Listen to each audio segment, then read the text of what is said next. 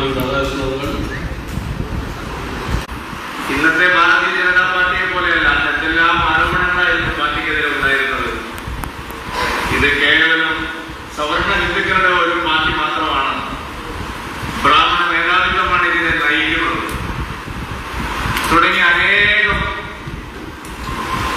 വിശേഷണങ്ങൾ, മോശം വിശേഷണങ്ങൾ കൽപ്പിച്ചിരുന്ന ഒരു പാർട്ടി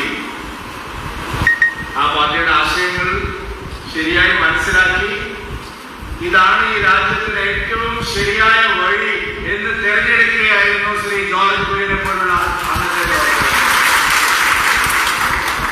ശ്രീ ജോർജ് കുര്യൻ കേന്ദ്രമന്ത്രിയാവുമ്പോൾ പൊളിറ്റിക്കൽ പണ്ഡിറ്റുകളും മാധ്യമ സിംഹങ്ങളും എല്ലാം അന്തം വിട്ട് വെള്ളം നോക്കുകയായിരുന്നു. ജോർജ് കുര്യൻ കേന്ദ്രമന്ത്രിയായി.